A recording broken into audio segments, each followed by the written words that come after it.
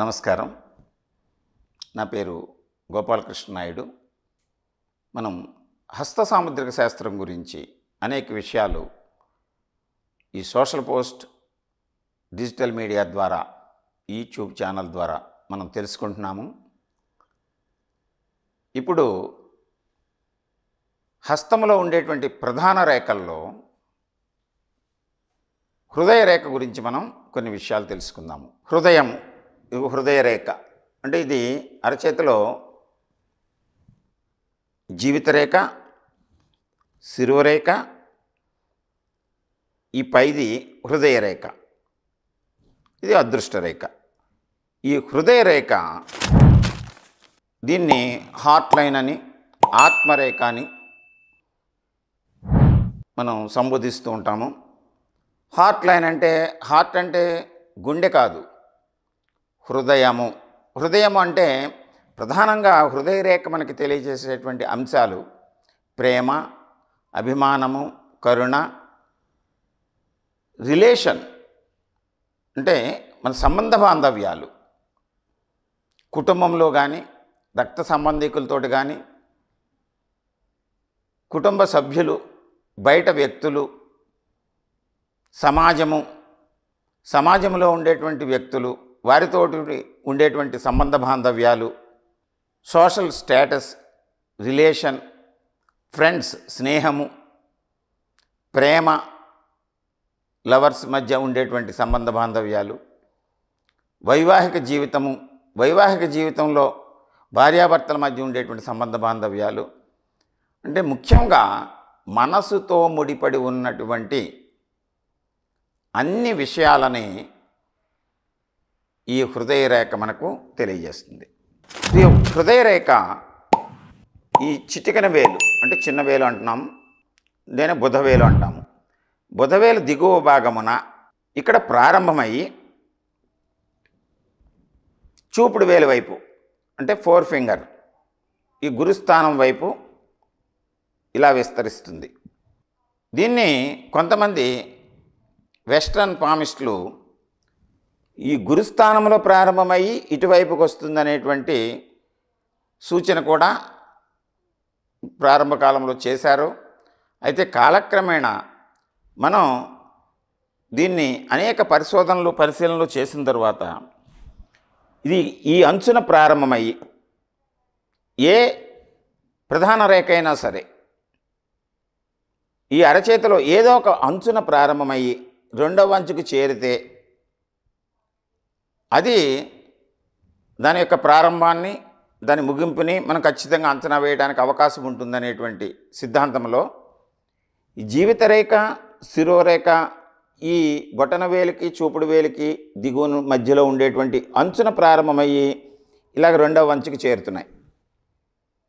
అయితే హృదయ రేఖ దగ్గరికి వచ్చేసరికి ఇది చిటికెన వేలు కింద ఉండేటువంటి ఈ బుధస్థానము దిగువ భాగంలో ప్రారంభమయ్యి ఇలా విస్తరిస్తూ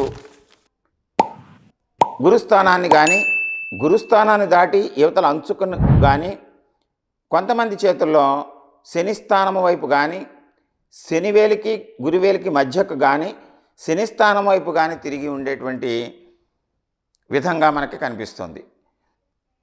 దాని ప్రకారం ఈ అంచున ప్రారంభం అయినది అనటమే ఇది ఖచ్చితత్వాన్ని కలిగి ఉంటుంది.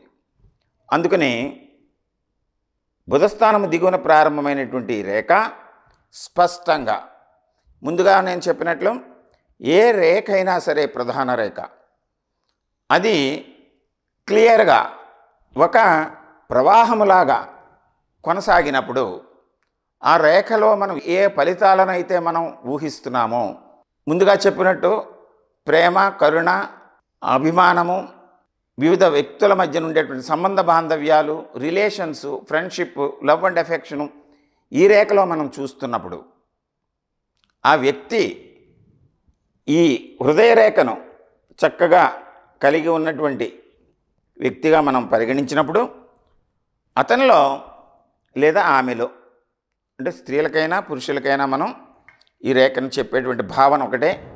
వారిలో ఈ సంబంధ బాంధవ్యాల వెడల ఒక ఖచ్చితమైనటువంటి అవగాహన కలిగి వారి కుటుంబంలో, బంధుత్వంలో, స్నేహములో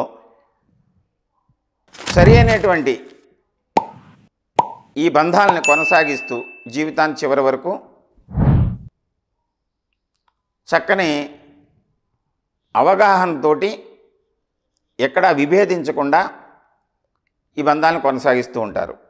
కొంతమందిలో ఈ రేఖ గురుస్థానం చివరి వరకు ఇలా పొడిగించినప్పుడు, అంటే అవతలాంచును చేరినప్పుడు, ఈ గురుడు శాంతము, కరుణ, వితరణ, అభిమానాన్ని చెప్పేటువంటి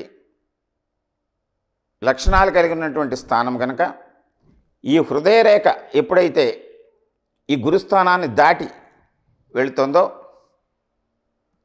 ఈ హృదయ వైశాల్యత, విశాలత్వము, శాంత స్వభావము, కరుణ,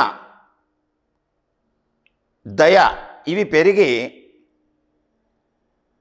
తన స్వార్థానికంటే కూడా ఏ విషయాన్నైనా ఆలోచన చేసినా, ఆచరణ చేసినా సమాజము, ఇతరులు వారి ఎడల